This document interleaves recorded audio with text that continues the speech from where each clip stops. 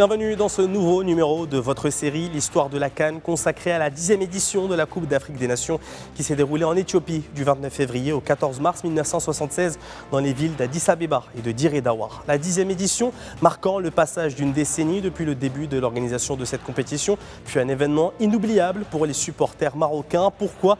Puisqu'elle a vu l'équipe nationale marocaine sacrée championne du continent pour la première fois de son histoire. Les Lions de l'Atlas ont réussi à surpasser 3 équipes lors des éliminatoires pour se qualifier pour la phase finale.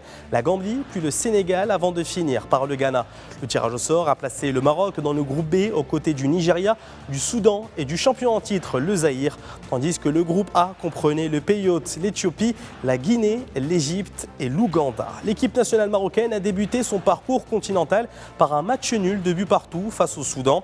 Les buts des Lions de l'Atlas ont été inscrits par Moustapha Fatsoui, surnommé El-Sherif, et Ahmed Abou Ali. Lors du deuxième match, l'équipe nationale a réussi à vaincre le champion en titre, le Zaïre. Score final 1-0, un but signé Abdelali Zahraoui, avant que les Lions de l'Atlas ne renouvellent leur victoire sur le Nigeria au 3e et dernier tour avec 3-1. Des buts inscrits par Ahmed Faras, Abdullah Tiazi, Bilarbi Aherdan. Des succès qui permettent au Maroc de se qualifier pour la phase finale aux côtés du Nigeria, 2e dans ce classement, tandis que le groupe A a vu la Guinée se hisser en tête, suivi de l'Égypte.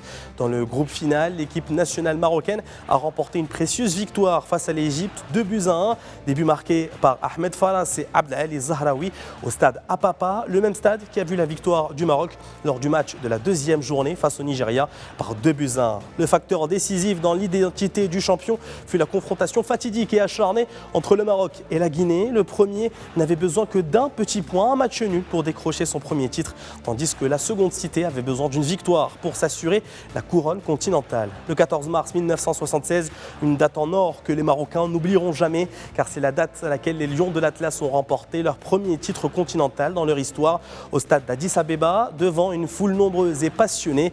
La Guinée a d'abord ouvert le score à la 36e minute, anéantissant le rêve marocain, mais Ahmed Makrouh, surnommé Baba, a inscrit un tir fulgurant 4 minutes avant le coup du sifflet final, offrant au Maroc l'égalisation et le titre continental. Ahmed Faras a soulevé la canne après avoir remporté le prix du meilleur joueur du tournoi, et c'est le Guinéen Mamadou Keïta qui a dominé le classement des buteurs avec 4 réalisations, tandis qu'Ahmed Faras a inscrit 3 buts sur les 11 buts marqués par les Lions de l'Atlas lors de cette 10e édition. Une 10e édition auréolée par la victoire des Lions de l'Atlas. Nous nous pencherons ensuite sur la 11e édition déroulée au Ghana en 1978 que nous examinerons en détail dans le prochain numéro de l'Histoire de la CAN.